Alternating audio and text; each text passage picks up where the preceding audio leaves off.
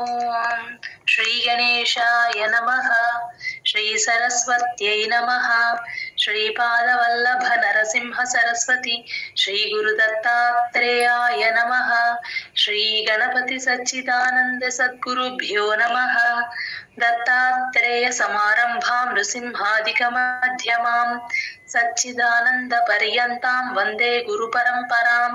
గణపతి గురుమేకం సచ్చిదానంద రూపం విబుధనివహ సేవ్యం యోగ మార్గాధిరూఢం.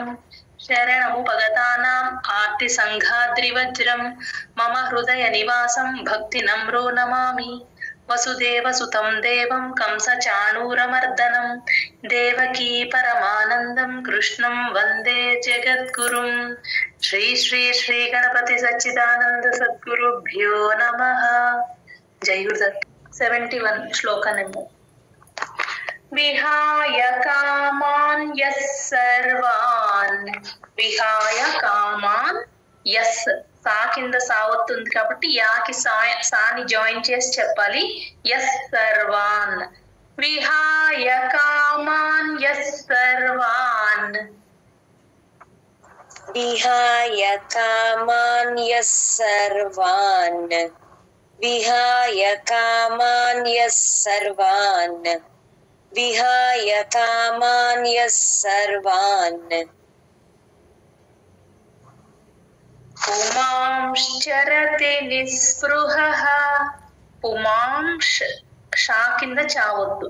పుమాంష్ తీసుకోండి. పుమాంష్ చరతి నిస్పృహః.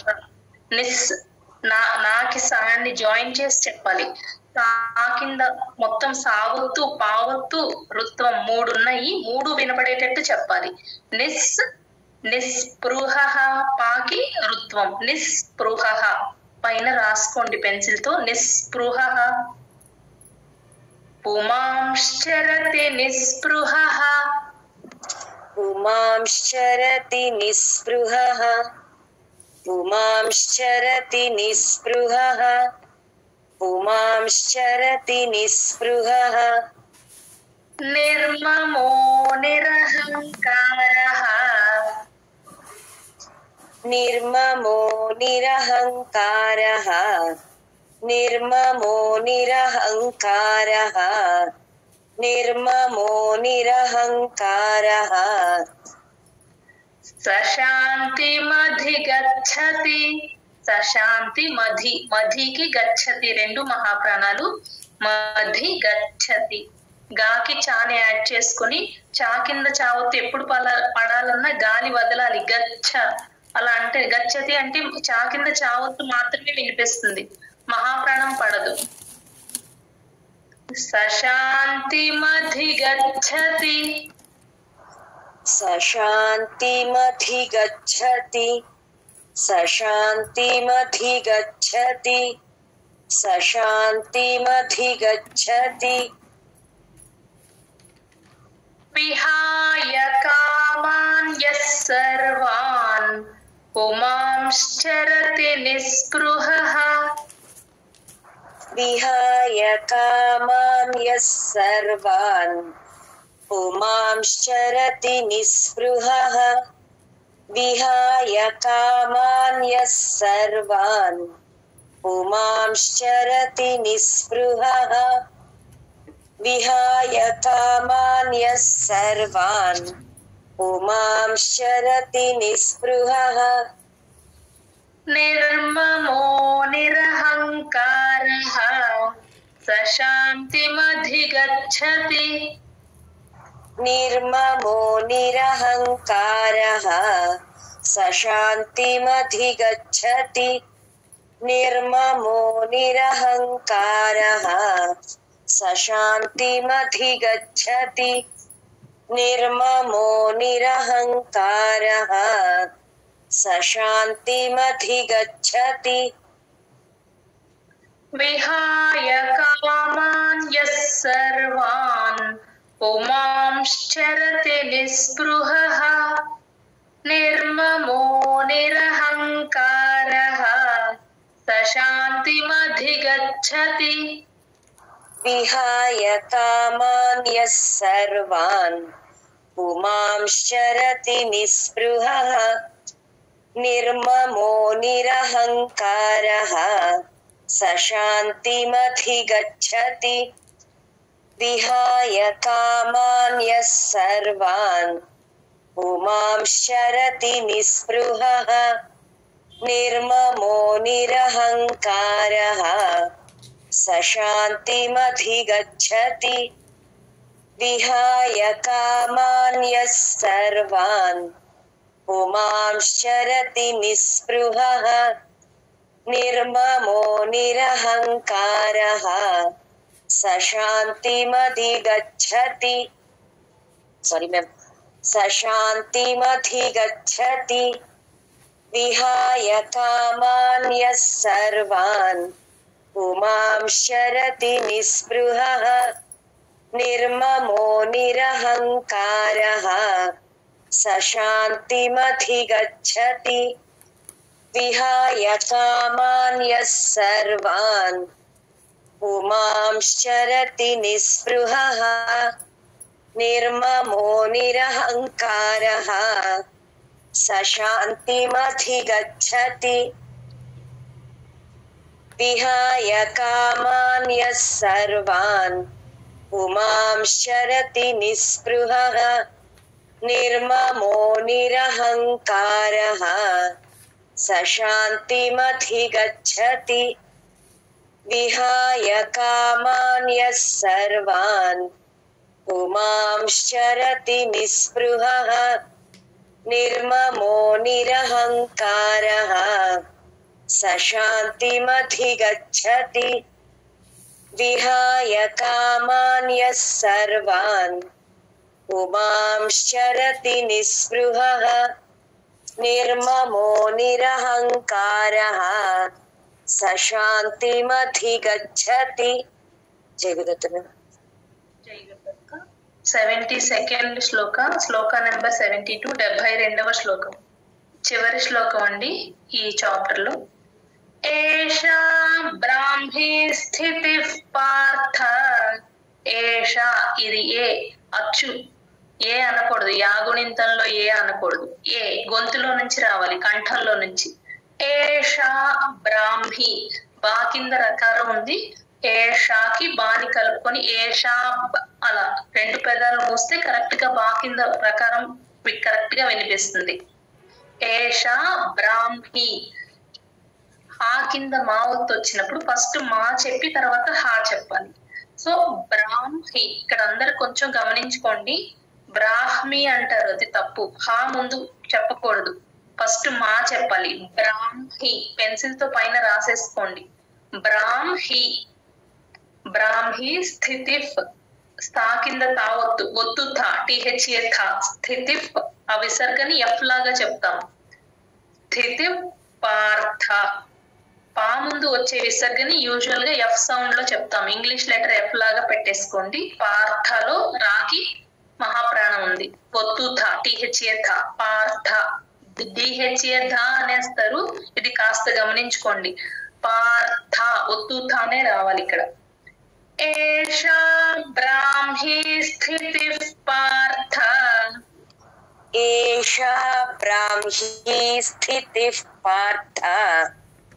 ఏషా బ్రాహ్మీ స్థితిః పార్థ. ఏషా బ్రాహ్మీ స్థితిః పార్థ. నైనాం ప్రాప్య విముహ్యతి. నైనాం, నా ప్లస్ ఐ, ఐకారం క్లియర్ గా వినిపించాలి. నైనాం ప్రాప్య, పా కింద రకారం ఉంది గమనించండి. ప్రాప్య, యా కూడా క్లియర్ గా వినిపించాలి. విముహ్యతి, ఆ హా కింద యావత్తు వచ్చినప్పుడు విముహ్యతి అనేస్తున్నారు. విముహ్, మాకి హాని యాడ్ చేసుకొని గాలి బయటికి వదలాలి. విముహ్, అప్పుడే కరెక్ట్ గా ఆహా యా రెండు వినిపిస్తాయి. విముహ్యతి. నైనాం ప్రాప్య విముహ్యతి. నైనాం ప్రాప్య విముహ్యతి. నైనాం ప్రాప్య విముహ్యతి. నైనాం ప్రాప్య విముహ్యతి. స్థిత్వా స్యామంతకాలేపి. స్థి ఒత్తు థా అండి. సా కింద మహాప్రాణం ఉంది. టీహెచ్ఏ థా స్థిత్వా. ఫస్ట్ మహాప్రాణం ఉన్నప్పుడు యూజువల్ గా కొంచెం కష్టంగా ఉంటుంది పలకడం. కొంచెం ప్రాక్టీస్ చేస్తే అలవాటు అవుతుంది. స్థిత్వా తా కింద వావొత్తు. స్థిత్వా స్యా సా కింద యావత్తు కూడా క్లియర్ గా వినిపించాలి. స్థిత్వా స్యామంతకాలేపి స్థిత్వా స్యామంతకాలేపి స్థిత్వా స్యామంతకాలేపి స్థిత్వా స్యామంతకాలేపి. యూజువల్ గా స్థిత్వా అనేస్తారు, అలా అనకూడదు. తా కింద వావత్తు ఎప్పుడు వచ్చినా సరే ఆ ముందు అక్షరాన్ని కలుపుకునే చెప్పాలి. ఇది కొంచెం అందరూ కొంచెం జాగ్రత్తగా గమనించి అలవాటు చేసుకోండి, చేయగలుగుతారు. బ్రహ్మ నిర్వాణ మృచ్చతి. బ్రహ్మ BRAMHA బ్రహ్మ. ఇందాక మనం పైన చెప్పుకున్నట్టు హా కింద మా ఒత్తు వచ్చినప్పుడు మా ఫస్ట్ చెప్తాం. బ్రహ్మ పెన్సిల్ తో రాసేసుకోండి. BRAMHA బ్రహ్మ. నిర్వాణ అనాది. నిర్వాణ మృచ్చతి మా కింద వట్టసుడి. మృచ్చతి మహాప్రాణం ఉంది, చా కింద చావుతుంది. మృకి చాని యాడ్ చేసుకొని చెప్పాలి. మృచ్చతి. బ్రహ్మ నిర్వాణ మృచ్చతి. మృ చాలా తేలిగ్గా చెప్పాలి. మృకి అసలు ఏ మాత్రం స్ట్రెస్ ఇవ్వకూడదు. వట్రసుడు ఎక్కడున్నా సరే తేల్చి చెప్పాలి. బ్రహ్మ నిర్వాణ మృచ్చతి. బ్రహ్మ నిర్వాణ మృచ్చతి. బ్రహ్మ నిర్వాణ మృచ్చతి. బ్రహ్మ నిర్వాణ మృచ్చతి. ఏషా బ్రాహ్మీ స్థితిః పార్థ నైనాం ప్రాప్య విముహ్యతి. ఏషా బ్రాహ్మీ స్థితిః పార్థ నైనాం ప్రాప్య విముహ్యతి. ఏషా బ్రాహ్మీ స్థితిః పార్థ నైనాం ప్రాప్య విముహ్యతి. ఏషా బ్రాహ్మీ స్థితిః పార్థ నైనాం ప్రాప్య విముహ్యతి. కృత్వా స్యామంతకాలేపి బ్రహ్మ నిర్వాణ మృచ్చతి. స్థిత్వా స్యామంతకాలేపి బ్రహ్మ నిర్వాణ మృచ్చతి. స్థిత్వా స్యామంతకాలేపి బ్రహ్మ నిర్వాణ మృచ్చతి. స్థిత్వా స్యామంతకాలేపి బ్రహ్మ నిర్వాణ మృచ్చతి. ఏషా బ్రాహ్మీ స్థితిః పార్థ నైనాం ప్రాప్య విముహ్యతి. స్థిత్వా స్యామంతకాలేపి బ్రహ్మ నిర్వాణ మృచ్చతి. ఏషా బ్రాహ్మీ స్థితిః పార్థ నైనాం ప్రాప్య విముహ్యతి. స్థిత్వా స్యామంతకాలే బ్రహ్మ నిర్వాణ మృచ్చతి. ఏషా బ్రాహ్మీ స్థితిః పార్థ నైనాం ప్రాప్య విముహ్యతి. స్థిత్వా స్యామంతకాలేపి బ్రహ్మ నిర్వాణ మృచ్చతి. ఏషా బ్రాహ్మీ స్థితిః పార్థ నైనాం ప్రాప్య విముహ్యతి. స్థిత్వా స్యామంతకాలేపి బ్రహ్మ నిర్వాణ మృచ్చతి. ఏషా బ్రాహ్మీ స్థితిః పార్థ నైనాం ప్రాప్య విముహ్యతి. స్థిత్వా స్యామంతకాలేపి బ్రహ్మ నిర్వాణ మృచ్చతి. ఏషా బ్రాహ్మీ స్థితిః పార్థ నైనాం ప్రాప్య విముహ్యతి. స్థిత్వా స్యామంతకాలేపి బ్రహ్మ నిర్వాణమృచ్చతి ఏషా బ్రాహ్మీ స్థితిః పార్థ నైనాం ప్రాప్య విముహ్యతి స్థిత్వా స్యామంతకాలేపి బ్రహ్మ నిర్వాణమృచ్చతి ఏషా బ్రాహ్మీ స్థితిః పార్థ నైనాం ప్రాప్య విముహ్యతి స్థిత్వా స్యామంతకాలేపి బ్రహ్మ నిర్వాణమృచ్చతి ఏషా బ్రాహ్మీ స్థితిః పార్థ నైనాం ప్రాప్య విముహ్యతి స్థిత్వా స్యామంతకాలేపి బ్రహ్మ నిర్వాణమృచ్చతి. జై గురుదత్త. జై గురు. ఓం తత్సదితి. తత్ అందరూ తస్స అనేస్తున్నారు, చూసుకోండి. తత్ తా కూడా వినిపించాలి. ఓం తత్సదితి. ఓం అనేది కూడా అచ్చు కాబట్టి కంఠంలో నుంచి రావాలి. వాక్ కొమ్మిస్తే ఓ ఓ అనకూడదు. ఓం తత్సదితి. శ్రీమద్ భగవద్గీతాసు. శ్రీమద్ భగవద్గీతాసు. అందరూ యూజువల్ గా మీరు ఏం చదువుకుంటున్నారు, ఏం చేస్తున్నారంటే నేను భగవద్గీత చదువుతున్నాను అనరు, భగవద్గీత అనేస్తారు. మనం ఇప్పుడు నేర్చుకుంటున్నాం కాబట్టి మహాప్రాణం పెట్టే చెప్పాలి. భగవద్గీత. శ్రీమద్ భగవద్గీతాసు ఉపనిషత్సు. ఊ వచ్చు కాబట్టి చిన్న పాజ్ ఇవ్వాలి. ఉపనిషత్ సు, సూతో ఎండ్ అవుతుంది. బ్రహ్మ. ఇక్కడ కూడా ఇందాక చెప్పినట్టు మా ఫస్ట్ చెప్పి హా చెప్పాలి. బా కింద రకారం ఉంది, గమనించండి. బ్రహ్మ విద్యాయాం యోగ శాస్త్రే. శాస్త్రే సా కింద తావొత్తు రకారం. శ్రీకృష్ణార్జున సంవాదే. శ్రీ దీర్ఘం ఉంది, కృ తేల్చి చెప్పాలి. శ్రీకృష్ణార్జున సంవాదే సాంఖ్యయోగో నామ. ఇక్కడ చూడండి, సాంఖ్య కా కింద యావత్తు మహాప్రాణం రెండు పడాలి. సాంఖ్యయోగో నామ ద్వితీయోధ్యాయః. ఆ దా కింద వావత్తు సంయుక్తాక్షరం కాబట్టి ఆ నామాకి దాని యాడ్ చేసుకొని చెప్తాం. అలాగే తీకి యూజువల్ గా దీర్ఘం అందరూ వదిలేస్తారు, గమనించుకోండి. ద్వితీయో అది చెప్పాలి. సాంఖ్యయోగో నామ ద్వితీయోధ్యాయః. ధా కింద మహాప్రాణం యావత్తు. ధ్యానం ఎలా పలుకుతామో ధ్యాయః. అధ్యాయం ఎప్పుడు వచ్చినా ధ్యాయః, అది క్లియర్ గా గమనించుకోండి అందరూ. ఓం తత్సదితి.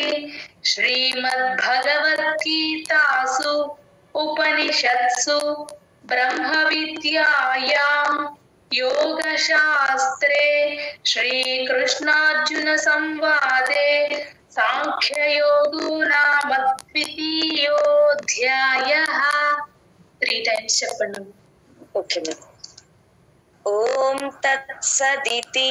శ్రీమద్భగవద్గీతాసు ఉపనిషత్సు బ్రహ్మ విద్యాయాం యోగశాస్త్రే శ్రీకృష్ణార్జున సంవాదే సాంఖ్యయోగో నామ ద్వితీయోధ్యాయః. ఓం తత్సదితి. శ్రీమద్భగవద్గీతాసు ఉపనిషత్సు బ్రహ్మ విద్యాయాం యోగశాస్త్రే శ్రీకృష్ణార్జున సంవాదే సాంఖ్యయోగో నామ ద్వితీయోధ్యాయః. ఓం తత్సదితి. భగవద్గీతాసు ఉపనిషత్సు బ్రహ్మ విద్యాయాం యోగశాస్త్రే శ్రీకృష్ణార్జున సంవాదే సాంఖ్యయోగో నామ ద్వితీయోధ్యాయః. ద్వితీయోధ్యాయః. సో దట్ మీకు ఈజీ అవుతుంది. కన్ఫ్యూజ్ ఎక్కడెక్కడ అవుతారో ఆ నెంబర్స్ జస్ట్ నోట్ చేసేసుకోండి.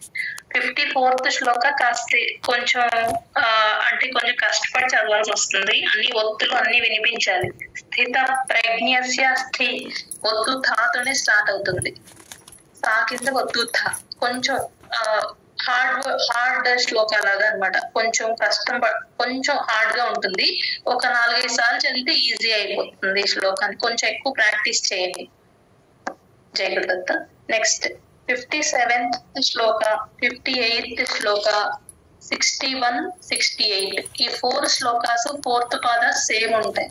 తస్య ప్రజ్ఞా ప్రతిష్ఠిత ఈ 4 శ్లోకాలు 57, 58, 61, 68.